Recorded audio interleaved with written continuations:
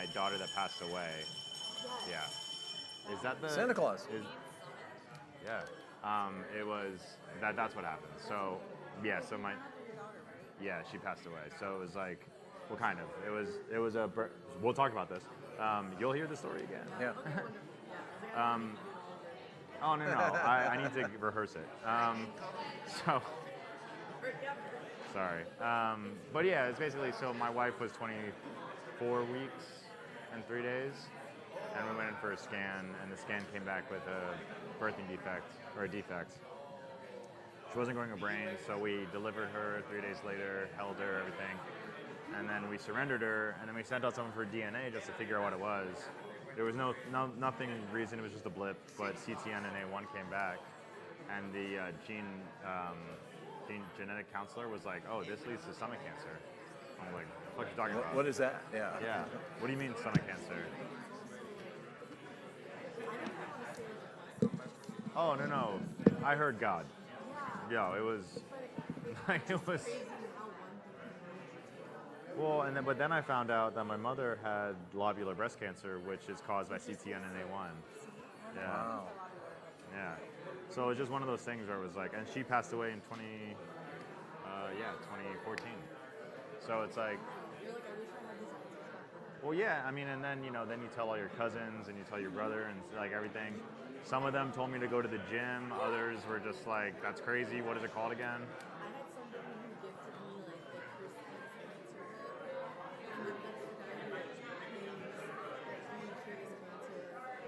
Oh, yeah.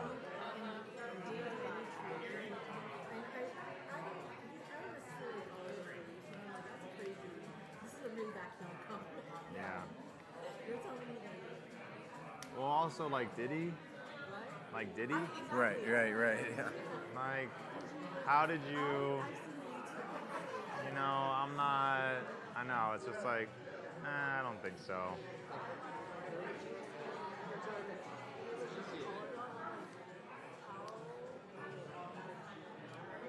Yeah, the gene is crazy. Oh, really? How many removed it?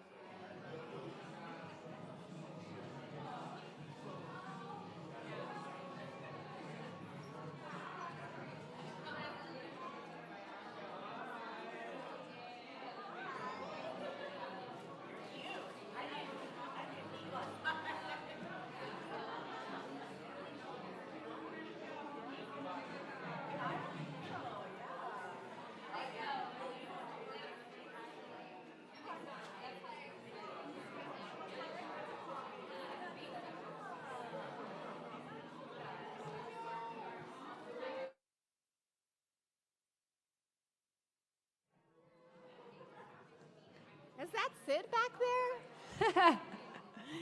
Okay. Good evening, everybody. Thank you for joining us at our fourth Patient Empowerment Summit. We are so excited to be back in LA after only hosting the past 2 years in DC. My name is Aracima Chavez. I was 34 when I was diagnosed with stomach cancer in 2015. I lived a healthy lifestyle, but severe heartburn and indigestion turned out to be cancer. I had a partial gastrectomy, chemo, and radiation, and 8 months later, my cancer was back. A total gastrectomy saved my life. I've just celebrated 9 years of being cancer-free. I just personally wanted to thank each and every one of you for taking time away from your loved ones to be here with us. I'm grateful and honored to share this space with you. Before we get started with our program this weekend, I would like to thank our generous sponsors for the program. Let's give them a round of applause. Our Wi-Fi information for when we are in the meeting space is currently up on the screen. Yes, perfect. If you are staying in the hotel, the Wi-Fi is complimentary for Marriott Bonvoy members, which is also free to sign up. Restrooms can be found down the hall leading towards the lobby.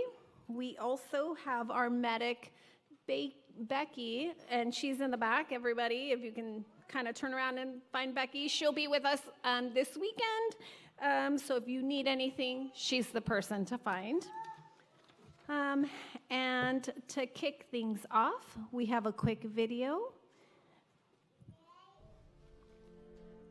I want to beat this cancer. Being a CDH1 carrier, this doesn't just affect me, it affects the future. The hopes are just limitless. I just want more time. I'm not naive to my situation. Obviously, I would love some miraculous thing to happen. We are learning more and more every day with new research and technology. I really, really pray that they find a vaccination for certain cancers or that they improve immunotherapy like they already have. Gastric cancer doesn't get enough funding. I don't think there's enough research. It's not really heavily focused on. This is my first time ever coming or even to talk to people about gastric cancer awareness. I just really have to know what I'm talking about in order to be very passionate. And I have learned so much with the Hope Cancer Group. Even a small minor change we make now is going to pay huge dividends 10 years later on. There's excellent treatments for other types of cancers. A lot of them are very curable because of all the attention and funding and research. Everyone across the board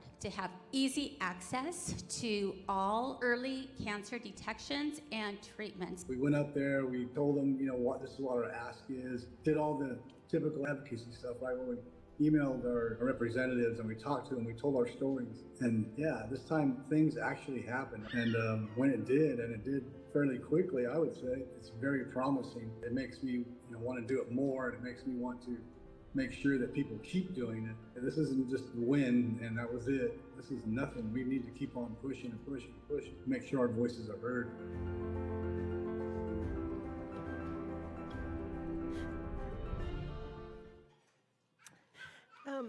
Sorry.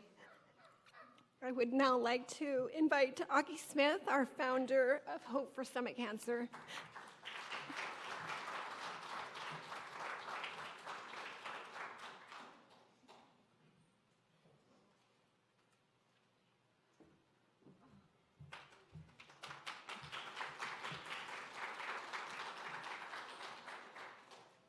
Gosh, that was tough.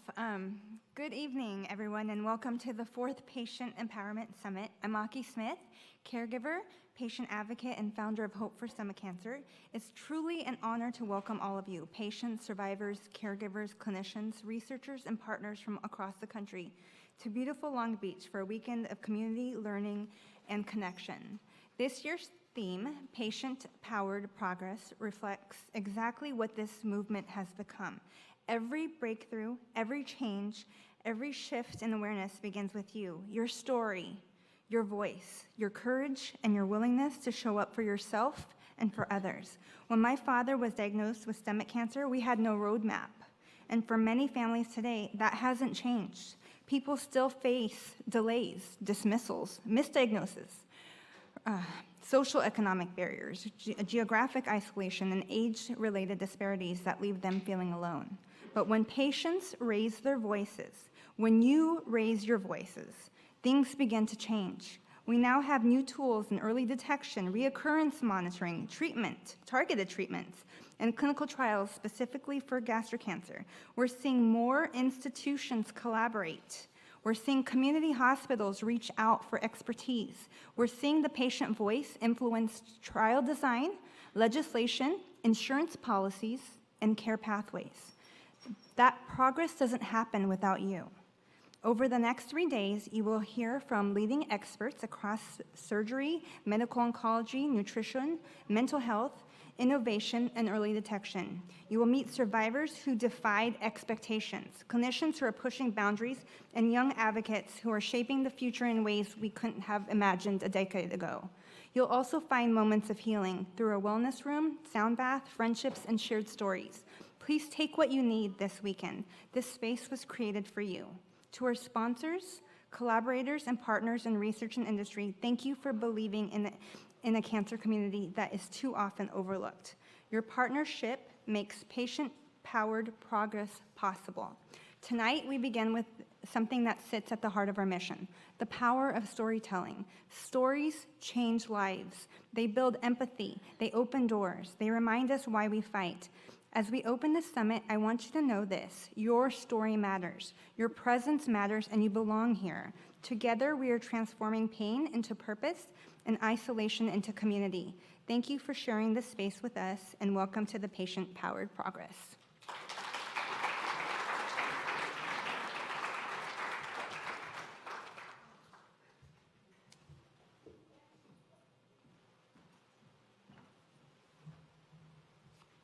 Thank you, Aki. Hi, everyone. I'm Emmy. Thank you so much for being here. I know it wasn't easy for a lot of you to make it out here, and how scary it is to try to plan out for an event when you're living week by week or even day by day. I know it took a lot of courage and determination to be here today, so thank you for showing up. For those of you who don't know, I was a caregiver to my husband, Tay, who was diagnosed at 38 with stage 4 stomach cancer that had spread to the peritoneum, and he lived with it for almost 3 years before he died in September 2022. He was diagnosed right before COVID, so there weren't any events like this, and we had to navigate through his journey really isolated and alone, with basically only online support groups. He did the best that he could to connect with other patients and caregivers virtually and on the phone, but he never had a chance to meet any of them in person before he died. I so wish that Tay and I had the chance to go to an event like this, a place where he could meet and connect in person and be part of a community with other people going through the same thing, the only ones that truly understand what it's like to live with this disease. So for me now, to get to help other stomach cancer patients and caregivers connect and support each other in person and be part of a community and feel even a little bit less scared and alone is incredibly meaningful to me. I'm so honored to be here to help with this event. A lot of you here recognize me from all my messaging and asking you over and over to convince you guys to come. I hope, or rather I know you'll understand why I feel so strongly about it over the next few days. I'm so glad you made it. Thank you.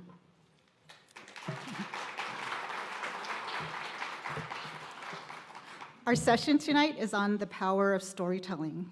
Our first speaker is Sid Raskind, a content creator with 8 million followers on multiple social platforms. In early September 2024, he and his wife lost a baby to a defect called holoprosencephaly at 24 weeks gestation.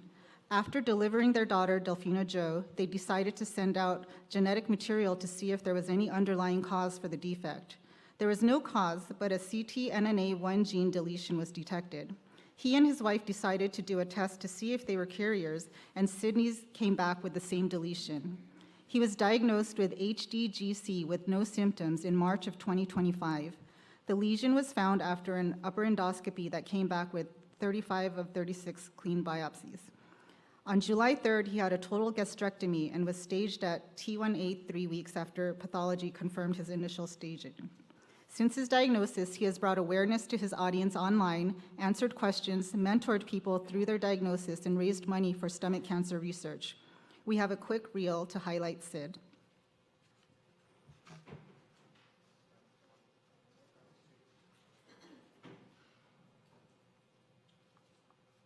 The easiest thing for your brain and body to do is to stay in your rhythm that you know. The harder thing and the more healing thing, in my opinion, is to do the thing that you don't know and that is harder, that it is scary, but acceptance of new timeline and new reality ultimately leads to healing in a way that, I guess, it leads to healing more quickly and is worth it, even though it's the fucking worst.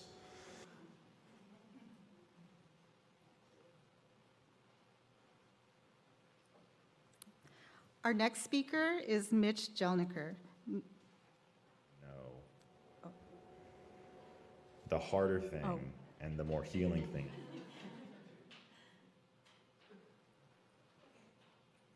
Good. Mitch is an enthusiastic communicator and problem solver. He is known for outworking everyone in the room. Mitch brings decades of experience to his clients, including several years as corporate relations manager at Food Bank of the Rockies with 36 years of television reporting and producing experience that earned him 13 regional Emmy Awards, induction into the Colorado State University Media Hall of Fame, and a Colorado Broadcaster Association Award of Excellence. Please welcome Sid and Mitch.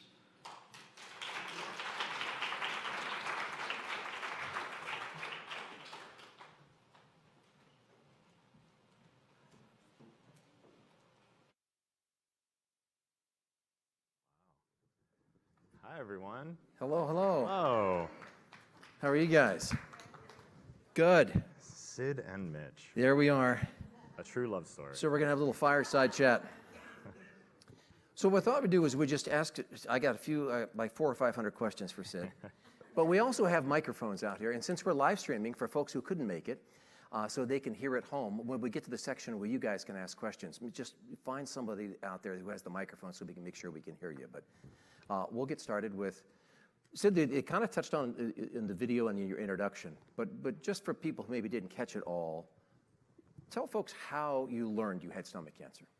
Yeah, so hi everyone in the room and the internet. My favies. Yeah, so basically, like the bio mentioned, in August of 2024, my wife and I had just finished up a 2-week road trip with my then 1-year-old daughter. I do not recommend it. And we got back home from Richmond, Virginia, and we were back in LA, and we had a birthday party, and then for my daughter, and then after that, we went to a 24-week scan for my then daughter, my second daughter, Delphina, and we were late. You're supposed to get like the 20-week scan. You're supposed to get like all this stuff, but we didn't do it in Virginia, so we did it back home. And at 24 weeks, the doctor was doing the scan and everything, and she just sort of said, "Okay, I have some bad news," and it was that. So holoprosencephaly is the name of the defect. My daughter didn't have a brain. She just like wasn't growing one, and we didn't know why. So we had to make a really tough call at 24 weeks and 3 days, and she wouldn't have made it outside more than an hour maybe.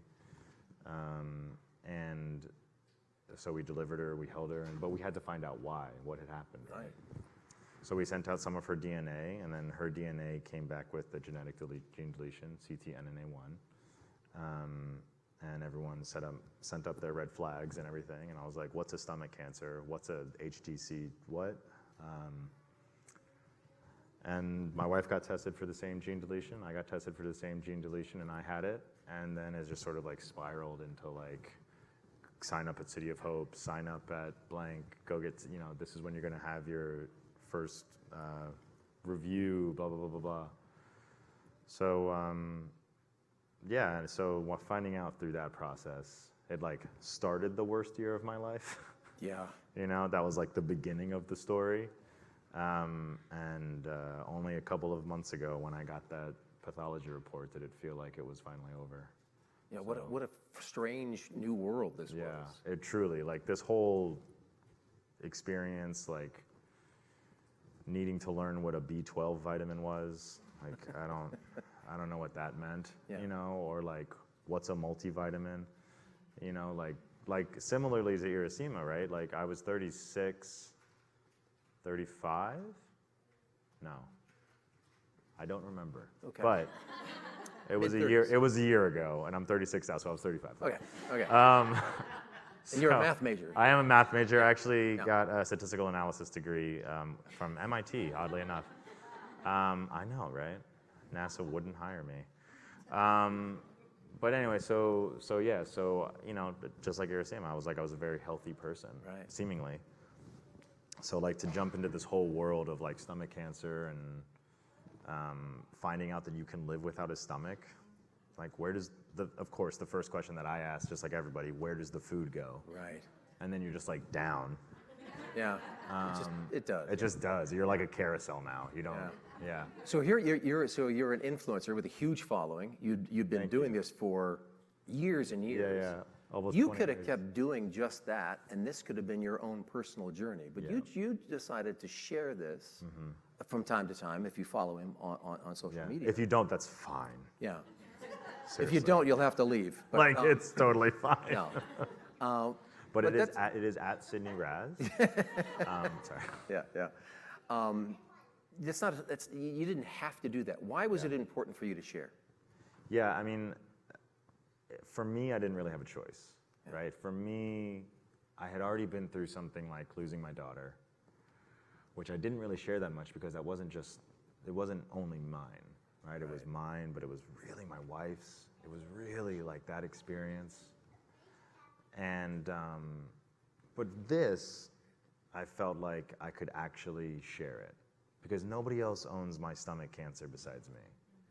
I am the one that had complete and utter control over all of the highest points of grief, the highest points of happiness, the ultimate misunderstanding, right? Like I lost my mom, my dad, my stepdad, my father-in-law. Like they're all gone. Right. My grandmother, right? Like my aunt, like whatever. Like it's like a lot of them. Yeah. And that was a part of my story, but I never really shared it because there was so many others. Right. But this, I was like, wait a second. I'm the only one with my stomach. I can share this, right? And I felt like I wanted to help people that didn't think this was a thing as much as I didn't, right? Like, how many people a year are getting this? Right. Like, how many people a year don't know what CDH1 is or CTNNA1 is, right? Like, and for me, the first thing that I think a lot of people do, especially in this day and age, is like look up someone else that has it, right? Right. Or look up something else. And the thing that I really didn't see was before the stomach cancer surgery, right? Before the understanding of a B12 vitamin, before the acceptance of it all. So I was like, I gotta tell people about this. This is fucking crazy. Sorry, can we say that? I'm sorry. You just did. Oh wait, I did twice already. I did up there too. Yeah. Oh no, I'm sorry. Anyway, so that to me it was like I even told my surgeon, Dr. Wu, who give it up for Dr. Wu, y'all. When I was talking to her, I was like, I think I know what I'm supposed to do. Like as some sort of thing, I'm like, I have to talk about this. Like I have to tell people about this. Yeah. So that was just. What do you hope wasn't a they choice. take from it? When you sit down and go, well, what am I going to post about today? I mean, there's a lot of big feelings with it, right? I hope they feel less alone. I hope they feel more understood in their misunderstanding. Right. Less scared of a decision to take out a stomach. Because anyone who's like told, by the way, the best way to get stomach cancer out is to not have a stomach, and you're just like, but I like it. Yeah. My stomach is mine, though. Yeah. One is how do, right? So there's that one. There's the feel less alone, but also I think there's like a interest. I think people want knowledge when they go to the internet. Right. As hard as that is to believe, people do still go to the internet for just basic knowledge, not everything else. But like, it's that, right? Right. It's like acceptance. I hope they feel less alone. I hope that they can learn something and understand it more, right? Like, especially people that have found my videos, the people that say, I did not know you could live without a stomach, or I didn't know that this was a thing, or holy shit, that just happened to my grandmother or my sister or my aunt, like that kind of thing. It's So like, yeah, you feel like you're really touching and helping. yeah, it's just, again, it's mine, right? It's just all right. This is going to be a weird sentence. One of the good things about your parents dying is, sorry, but it's true, is that you feel a lot of release for approval. Needing to prove something, right? Yeah. So now I know why their tissues are out. May I please have one behind you, ma'am? Thank you. Do you need one? No, go ahead. Okay. It's a release, and it's a ability to talk about things like this that, like, you kind of don't think your parents want you to talk about. Yeah. You know. So I don't know. I feel like it was just so important to share it and be so present in it. Right. Just be real. Yeah, exactly. Yeah. Yeah. When you share a lot on, as you do, since you have a huge following, people who are watching, they're not bashful about what they think about anything you say, right? No. So you mean all the people that told me I should just eat more broccoli? Yeah, yeah. What is but there's also some support that comes with that. What's that been like for your followers, the support that you've received? From my followers? Yeah. Well, it's been incredible. I think that I have felt very, very connected to like the DMs that I get that always say, hey, I don't think you're gonna read this, but my grandfather had a gastrectomy and he's 90. He got it 60 years ago, right? When I read those, I showed them to my wife first. And I was like, it's gonna be okay. Yeah. I sent them to my mother-in-law and I said, it's gonna be okay, right? I didn't send them to my brother though, because he doesn't deserve to feel better. Yeah. But anyway, so the support that I've gotten from them in that way, or like that was like kind of where I started to get my information, right? Like I said, hey, I have stomach cancer, and then all of you reached out. Like, damn, these tissues here, Simo, were just like a really good idea. Yeah, it's a good but idea. like, but it's just one of those things where it's like, oh no, I'm good. I still have this one here.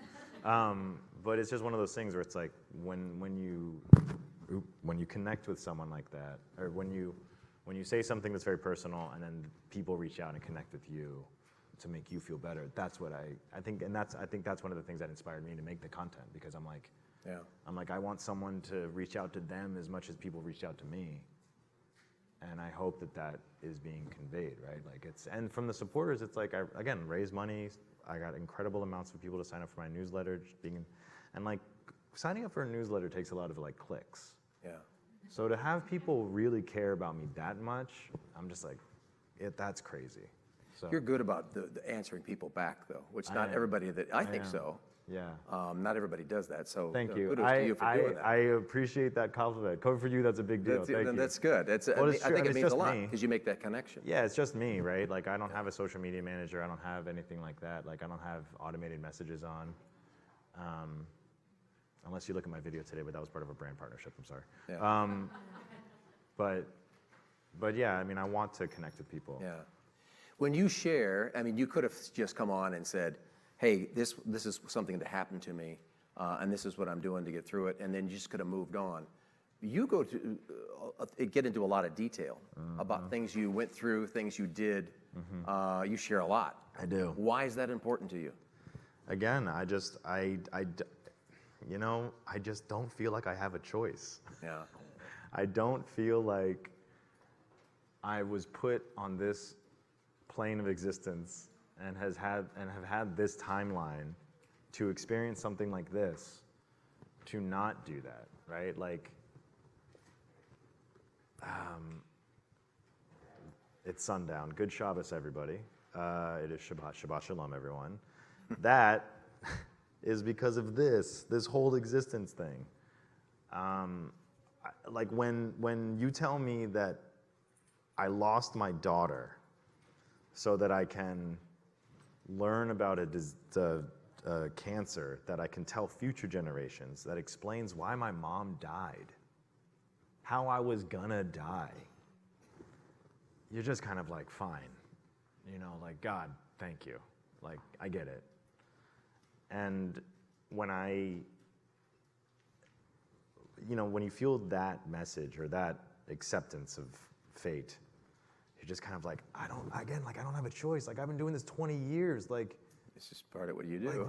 Like, what am I supposed to do, And I couldn't let that slip away. Yeah. I could not let it do it. It's just, I had to. I just wanted people to see me in the hospital, right? Like, I wanted people to know about insufflation that sucks after surgery. I wanted people to see that, like, yeah, I'm gonna go to Vegas and eat the buffets. All of them. Yeah. All of them. So many. And I just did. I ate so much food. But, so it's that kind of thing. I also, something that a friend of mine once said is like, we vlog so we remember, right? 15, 20 years ago, before vlogging was a thing, it was really weird. Yeah. But now I can go back and see how I felt and learn and repeat and break down those emotions, understand that I was so scared that without the help of 3 people in this room right now, 2, I wouldn't have made it. And I mean, made it, but it was really scary, so. Since you have the advantage of going back to see what you said then, has your message changed or the way you articulate it changed? Yeah, because of Jason and Urasima. Yeah, they were just like, dude, you're gonna be fine. And before the surgery, I was like, yeah, right. And now after the surgery, I'm like, dude, you're gonna be fine. So I think before the surgery, I was real scared, and now I'm just like, dude, get the second stomach out. Like, what do you want? So I think it's been a lot more of that. Just been it's accepting, helpful, and eat some more peanuts. Like, you're fine. Drink your liquid IV. Like, you're fine. That kind of thing. And it's a relief for sure. It's not as scary anymore. It became way less scary, way faster than I thought it was going to be too. So, that's good. Yeah, especially after getting your stomach out. Yeah. Yeah, because your body just accepts it. But anyway, so. Prior to that, or when they told you you're having your stomach removed, what did you do to stay positive? What kept you positive? Definitely not my toddler. No, she did. She's the light of my life, and I love her so much. Hi, honey. You're not watching this, but hi. But yeah, I think what made me stay positive was finding information, finding people, finding that community, because then I saw that there was a positivity to it. And definitely spending time with my family, definitely talking about it on the internet. Really, like that helped me stay positive, because like then you would see all the comments, right? Like you would see the positivity. People took the time to comment. Exactly. Took the time to comment, connected with the story, all of that stuff. I did drink a little bit. That helped me stay positive.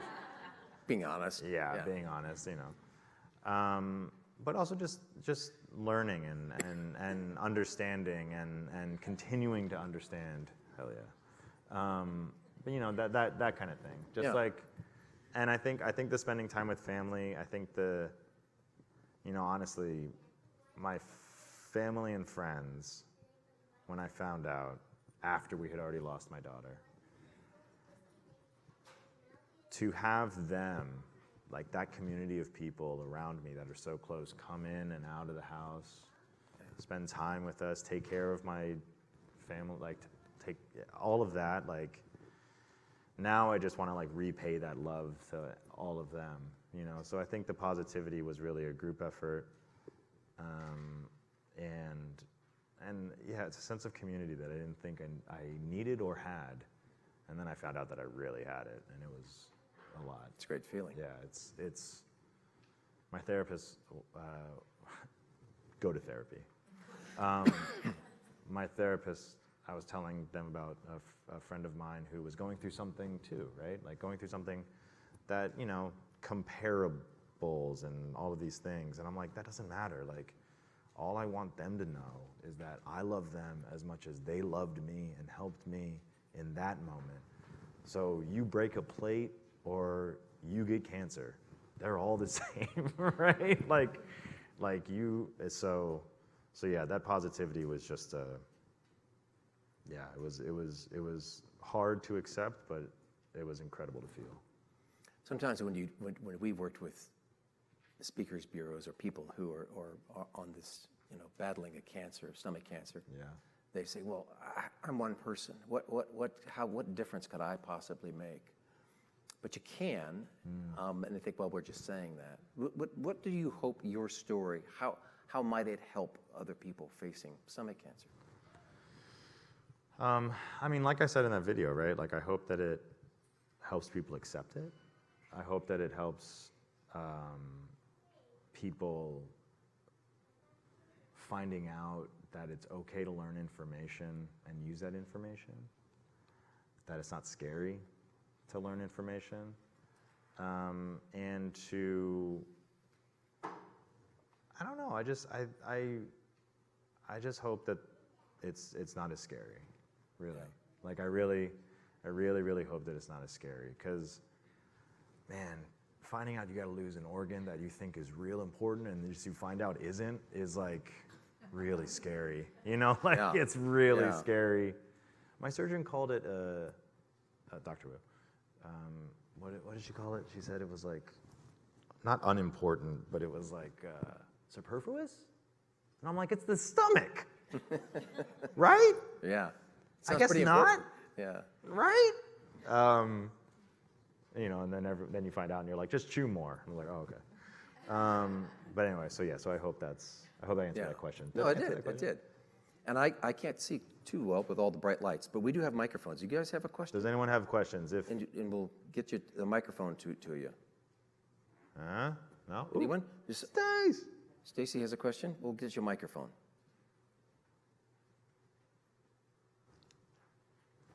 Hello. Hi. Is there something that you wish somebody would have told you before this? How great seahorse snacks are. Truly. Thank you. Like how That's not what I was going for, but I'll take it. But yeah, very true. Those maple pecans knock me out. I literally had to stop myself. They're so, I mean, talk to me after. But anyway, yeah, I think something that I wish that I had been told. Yes. Like to make this easier. To make it easier. Or better in some way. You know what's funny? I think I was told everything when I found out. I just didn't believe it. I think that when you find out, you learn you can live without a stomach. Nah, that's not true. Yeah. When you find out, you learn, you realize all you gotta do is chew more, take smaller bites. Nah, that's not how I eat. There's no way I'm gonna learn how to do that, right? Liquid IV is really a big one. I know, I mean, like, water, I can still drink water, but I can't drink it as fast as I need to, right? So liquid IV is really there to help you just bridge that gap, right? That was hard for me to accept. That was really hard for me to accept. So yeah, so I think I was told everything, right? Like I think I was,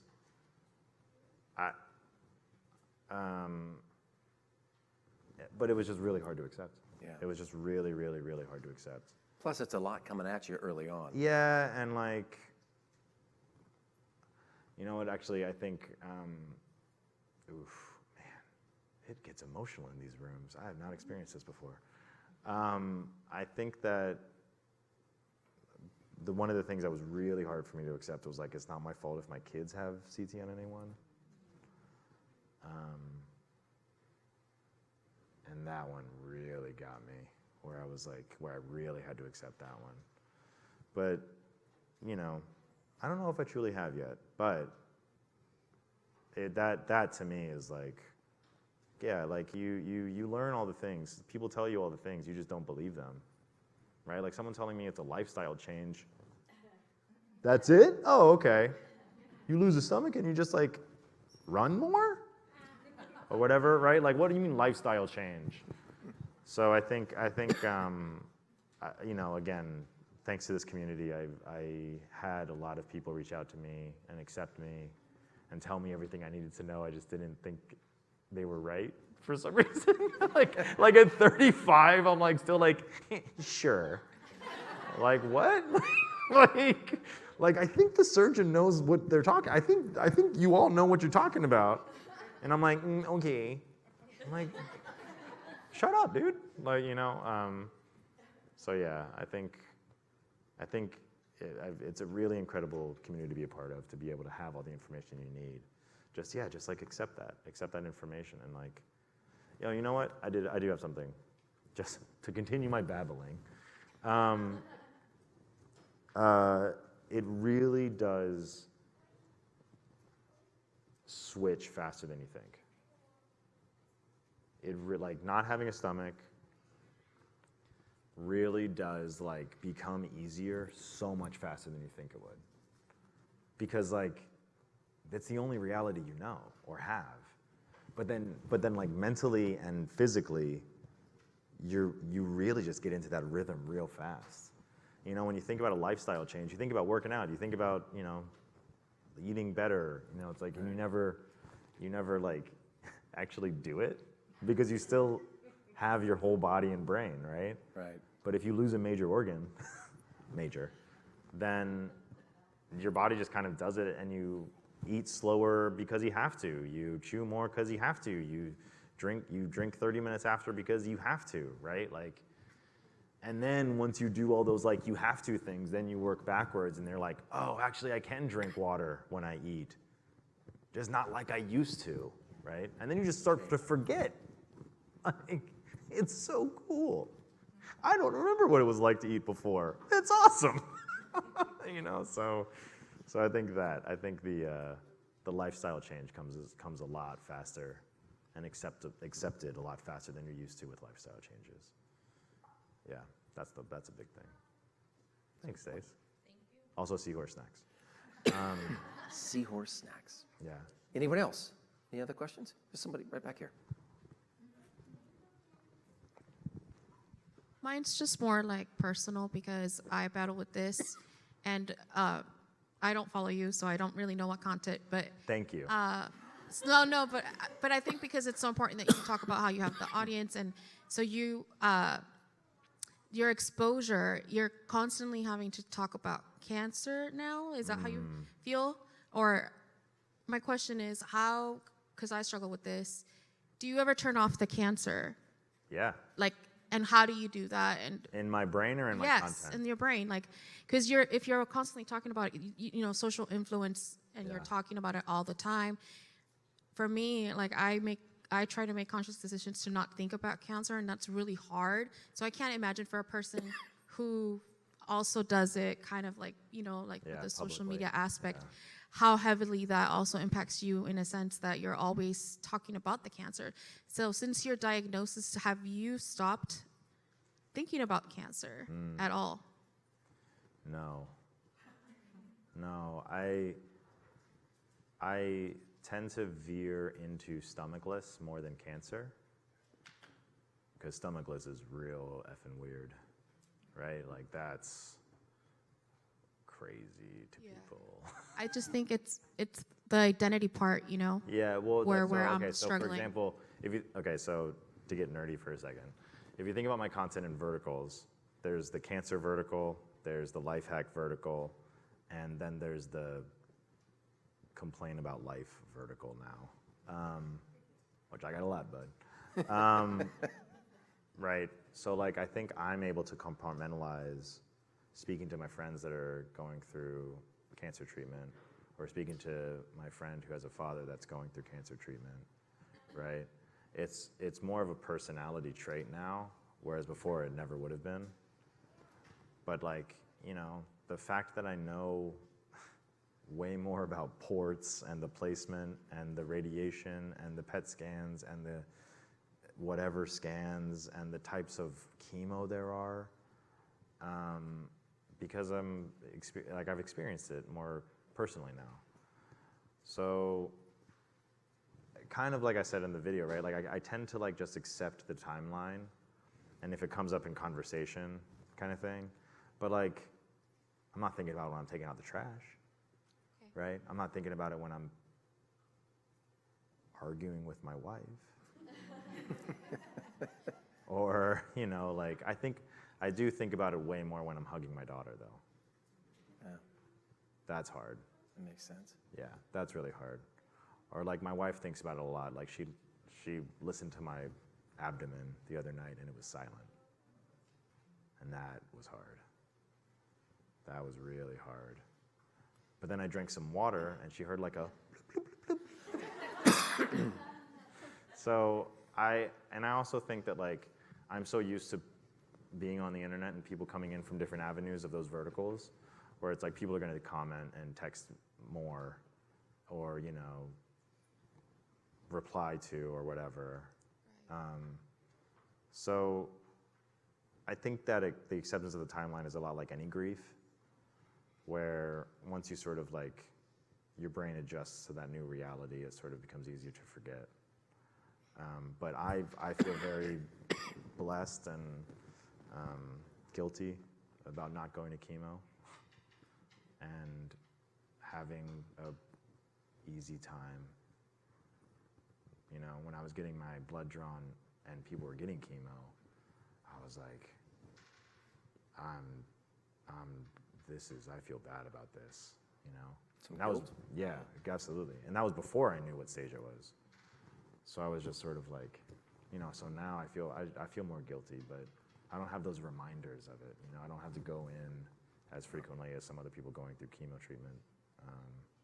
So yeah. You know, and I would piggyback on that, in that obviously we're here talking about the importance of sharing your story, of advocacy, because the more voices, the better, to raise awareness, raise research dollars, educate.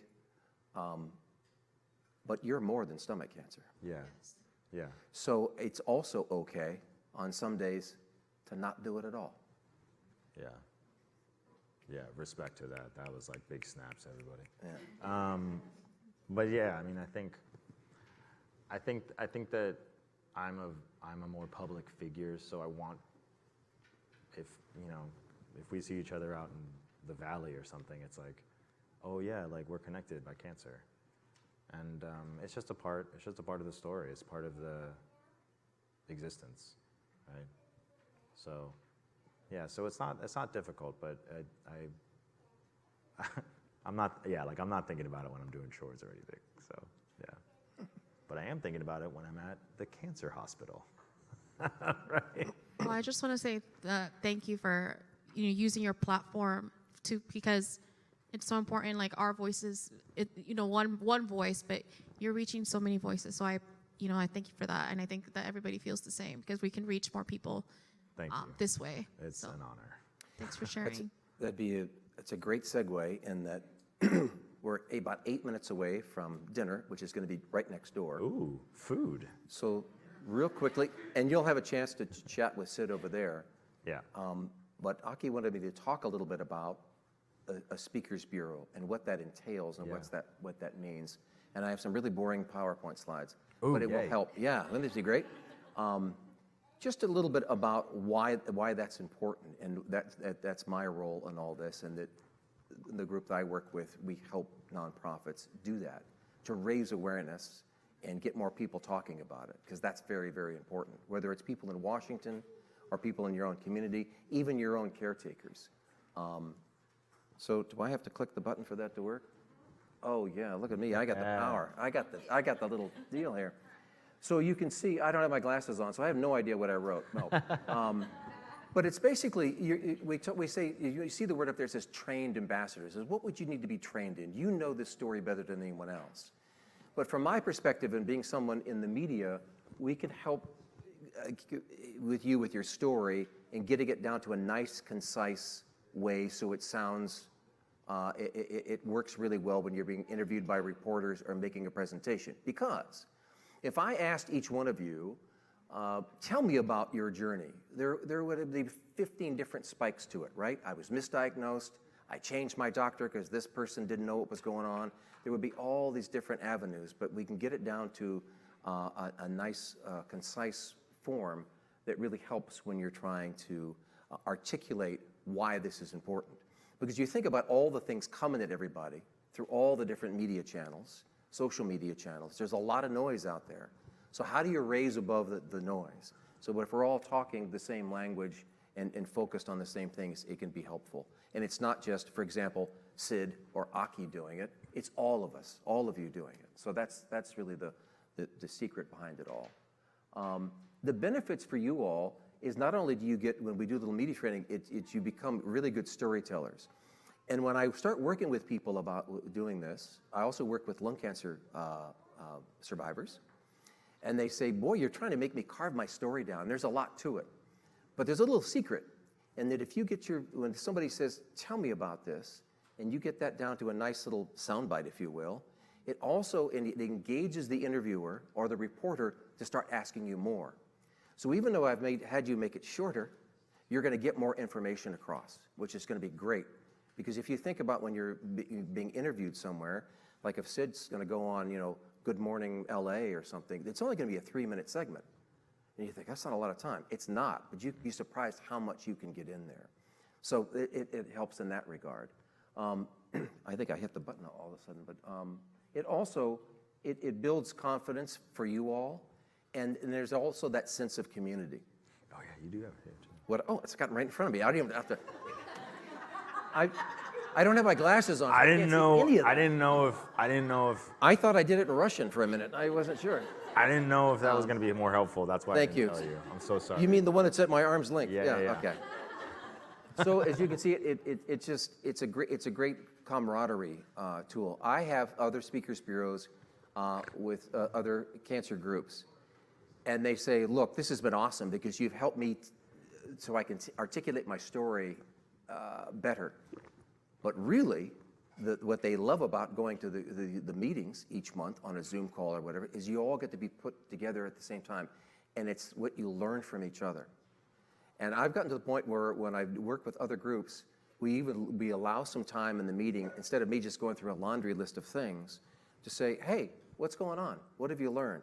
And it's marvelous to watch just the organic, because they'll learn from each other, or they'll say, oh, I love the way Sid talked about that when he answered that question about not having a stomach, or I love the way, Aki said that, you learn from each other. So it's a great little group to have. And what we find when I work with the other groups is they say, this is my second family. Because, it's strength in numbers. And again, you don't feel alone, which is kind of the reason you're here today, right? Because you understand each other. So that's kind of generally down to like 3 minutes, but you get the idea. Yeah, I'll just voice. I've only been to one meeting, and it was so dope. We talked a little few media tricks. Yeah, it was really cool. I was like, just like some of the things that he said in there, like in passing, I was like, you can do that? Yeah. What do you mean? And I'm like, I've been in digital media for a long time, and somewhat of a success for a couple of years. So like for me to find out the journalist, like, what? Yeah. So well, we're just trying to teach you little tips and tricks because it's super helpful. Having done it, and everybody with my group, we call ourselves recovering journalists. Yep. And so we know what's going through the reporter's mind. And so what I usually tell people is they're not out to get you. Yeah. I wouldn't say they can be useful and be your friends, or you could be useful but not necessarily your friends, if that makes sense, right?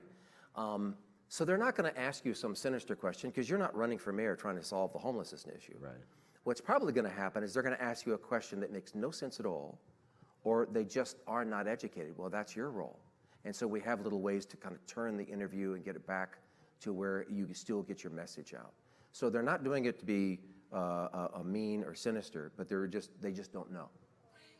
Right. Is that for me? No. Yeah, I think that I think like even being a part of a group of people that also don't have a stomach is like pretty rad. Yeah. And I think and being a part of the Speakers Bureau, like there's a lot of like fear that comes from being in front of the camera. Yeah. And I think the Speakers Bureau, especially even the people that I saw in there, there's like an understanding of like it doesn't have to be as scary as you think. Like you also don't have to necessarily care like about, oh God, there's a news camera right there. It's like no, like it's okay, right? Like that kind of thing. And I think that is a part of the Speakers Bureau and the advocacy, and like again, like showing up at places like all together and knowing how to approach a member of Congress, like that kind of thing, where it's like, whoa, like I'm being taught how to do this. This is cool, And we always vet the reporters. I mean, we if you say, I didn't want to say it. That's the one. Yeah, I mean, you can vet like what? We'll get from our clients. They'll say, hey, this reporter in Cleveland, Boston, wherever it is, and we'll go look and check them out, and we may know them, but we'll also go check them out and say, you're fine. This person's done many cancer stories. They've actually a dedicated medical reporter, so they've got a clue. Or this person might be a little scary because they're pretty young. But again, we have little ways for you to get them back on message. You're kind of in control of it. I feel like I'm talking to Yoda right now. And then the other thing is, oftentimes, if you watch, like on television, for example, most people, you're getting the information off your phone, right? Mm-hmm. I mean, think about it. You don't have to wait till 5 o'clock for them to tell you what's going on. But yet, there's still a 5 o'clock newscast. It's kind of an antiquated model. And those are my friends, so I don't want to put them completely out of work. But because you're getting information, or you're getting the alerts, that means their audience is down, which means their budget is down, which means their staff is down. Yeah. So they're hiring younger and younger and younger, and they may be brilliant, but their life experiences aren't a lot because they're right out of college. And so they're often is more nervous than you are. And they're under the gun because it used to be when I was a reporter and I'd say, hey, Sid and I got this idea for a story, and they'd say, God, that's great. Why don't you guys work on that for a couple of days? Oh. And now, I couldn't do that a lot if I didn't produce anything, right? But if we came back with a story, it's like, God, well, let you guys go do that again. They don't have time for that now. If we said to them, hey, Sid and I want to do a story about water rights, about caring for our veterans returning home. You're not turning that thing in an hour. That's going to take some work. That's going to take a couple of days. And guess what? They don't have a couple of days. So instead they're like, you know what, guys? That's really cool, but the scanner's going off and you need to run down the highway because there's an overturned semi. My point is, they live and die by that clock, and they're under the gun. And so they're frantically racing. It's like, what's this next thing I'm doing? Oh, it's stomach cancer. I don't know, your stomach get cancer? They don't have a clue. And so that's why when you're trained up, even better to articulate your story, you can really get some good messaging across, because they also want you to do well. I mean, I don't want to interview somebody and then bumbling all over the place. That makes it for a horrible story. So I want you to do well. In fact, I'll even ask sometimes the same question 2 or 3 different ways to make sure I get the best soundbite if I can tell they're nervous. So they really want you to be a good spokesperson. So if you are, you've hit it out of the park, not only for them, but for the whole cause. So it's the big advantage to a speakers bureau. And now we're out of time. But do it. But do it, yes. Okay, Emmy's coming up. Great. Oh, great. Well, thanks, everybody. I appreciate Thank you. it. Yeah? So, is that...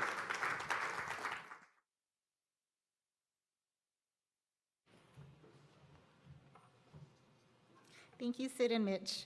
We'll now be breaking to go next door to dinner.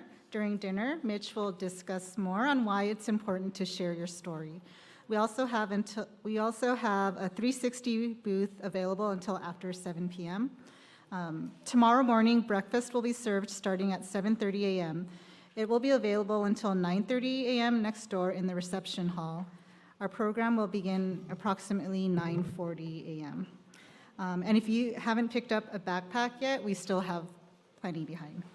Thank you again for joining our first day.